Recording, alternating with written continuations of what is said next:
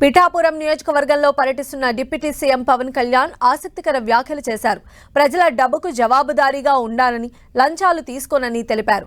అసెంబ్లీలో ఎలా అడుగు పెడతారో చూస్తామని కొందరు అన్నారని గుర్తు చేసిన పవన్, గేటు తన్నుకుంటూ వస్తాడని వర్మ చెప్పిన వ్యాఖ్యలు నిజమయ్యాయని వ్యాఖ్యానించారు. బాపూజీ కన్నా కలల సామ్రాజ్యాన్ని నిర్మించేందుకు పంచాయతీరాజ్ శాఖ తీసుకున్నానని చెప్పారు. పిఠాపురం ప్రజలిచ్చిన బలంతో కేంద్రం దగ్గర ఏం కావాలన్నా చేయించుకునే ధైర్యం వచ్చిందన్నారు. తాను పదవిలో ఉన్నప్పుడు లేనప్పుడు రాజాలాగే ఉన్నానని తెలిపారు. కూటమి కట్టక ముందు సీఎం అవుతానని మీకోసం చెప్పారని, కానీ అమ్మవారు తనను ఈసారి డిప్యూటీ సీఎం అవ్వాలని ఆదేశించిందన్నారు. తనను పిఠాపురానికి నాన్ లోకల్ అంటూ కొందరు విమర్శించారు. కానీ ఇవాళే నియోజకవర్గ వాస్తవ్యుణ్ణి అయ్యానని తెలిపారు. పిఠాపురంలో 3 ఎకరాలు కొన్నానని, ఇక్కడే ఆఫీస్, ఇల్లు కడతానని చెప్పారు. పిఠాపురం ఎమ్మెల్యే గారి తాలూకా అంటూ నెంబర్ ప్లేట్ రాయించిన ఫ్యాన్స్ కు పవన్ కళ్యాణ్ విజ్ఞప్తి చేశారు. నిబంధనలకు విరుద్ధంగా నడుచుకోవద్దని సూచించారు.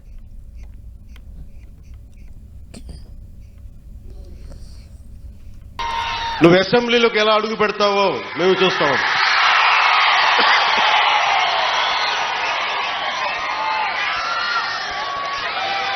నువ్వు అసెంబ్లీలోకి ఎలా అడుగు పెడతావు? నువ్వు అసెంబ్లీ గేటును కూడా తాకలేవన్నారు.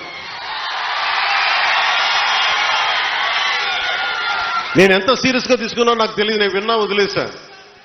కానీ మీరు ఇచ్చిన విజయం పిఠాపురంలో మీరు చాలా సీరియస్గా తీసుకున్నారు. మా వర్మ గారు చెప్పారు, గేటు నెట్టుకొని రావడం కాదు, బద్దలు కొట్టుకొని వస్తాడు పవన్ కళ్యాణ్. పవన్ కళ్యాణ్ అనే నేను భారత రాజ్యాంగానికి కట్టుబడి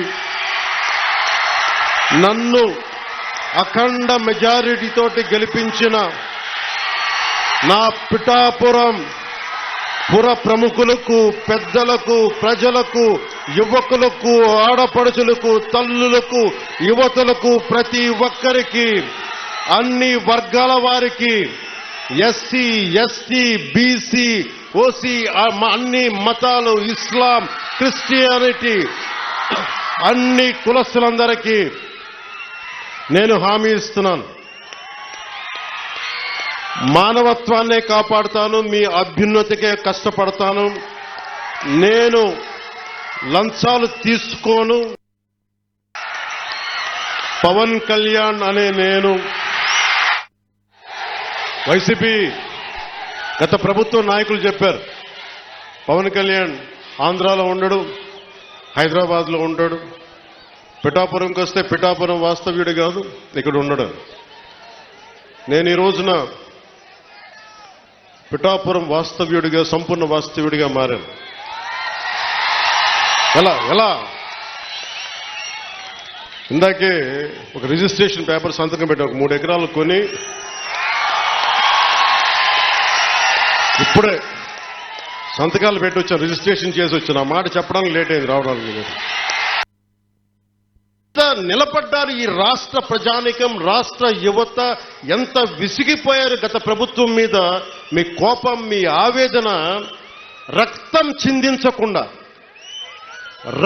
చిందించకుండా ప్రజాస్వామ్య విధానాల ద్వారా ఒక విప్లవాన్ని తీసుకొచ్చారు. ఒక అరాచక ప్రభుత్వాన్ని కింద కూలదోసి మీరు మట్టిలో కలిపేశారు.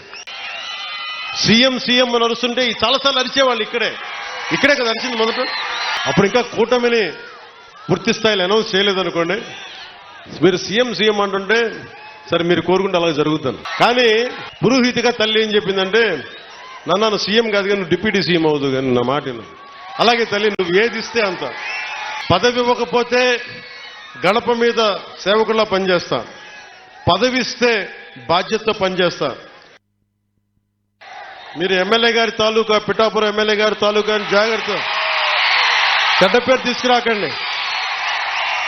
పోలీస్ అధికారులు, ఆర్టీఓ అధికారులు ఆపి మీ నెంబర్ ప్లేట్ ఏదంటే మా పిఠాపురం తాలూకా అని చెప్పకండి, కొడతారు, నన్ను తిడతారు. అలాగే 1 వేలో వెళ్ళిపోతా ఏంటి ఇదంటే పిఠాపురం తాలూకా ఎమ్మెల్యే మాకు అలా కాదు. మనం పాటించకపోతే ఎట్లా? అందరూ చట్టాలు పాటించాలని చెప్పే స్థితిలో ఉండి మనం కూడా చట్టాలను పాటించాలి. మీరు సరదాగా హుషారుగా చేయండి అప్పుడప్పుడు. కావాలంటే నాకు 2 ఎకరాల స్థలం ఉంది కదా, అక్కడ వచ్చి మీరు కావాలంటే బైక్ వేసుకుని తిరగండి. కావాలంటే మీకు కావాలంటే ఒక మడ్ రేస్ పెడతాను అక్కడ, ఓ బైక్ రేస్ పెడతాం. మీరు కొంచెం అక్కడ ఆడుకుని దెబ్బలు తగలకుండా హెల్మెట్లు బాడీ ఆర్మర్ ఇచ్చి మీరు తిరగండి. ఓజీయా సినిమాలు చేసే టైం ఉందంటారా? ఇప్పుడు ఎలాగా మాట ఇచ్చాం కాబట్టి ముందు ఒక 3 నెలలు మీ కనీసం మీరు నన్ను తిట్టకూడదు, కనీసం ఒక్క రోడ్డు గుంతలు కూడా వేయలేదని తిట్టకూడదు కదా మీరు నన్ను. కనీసం గ్రామాలకి కొత్త రోడ్ల కంటే ముందు రోడ్లు గుంతలు పూడ్చి పాట్ హోల్స్ పూడ్చి మళ్ళీ మీరు తిట్టకూడదు కదా. నిన్ను ఎన్నుకుంటే మళ్ళీ నువ్వు వెళ్ళి ఓజీ చేస్తామని మనల్ని క్యాజీ అంటే మరి నేనేం చెప్పను. ఒక భయంతో మా నిర్మాతలు కూడా చెప్పాను, కొంచెం క్షమించాలి, మా రాష్ట్ర మా ఆంధ్ర రాజ్య ప్రజలకి మేము కొంత కనీసం సేవ చేసుకొని కుదిరినప్పుడల్లా ఒక 2 రోజులు 3 రోజులు మీకు షూటింగ్ చేస్తాను, ఎక్కడ పనికి అంతరాయం రాకుండా.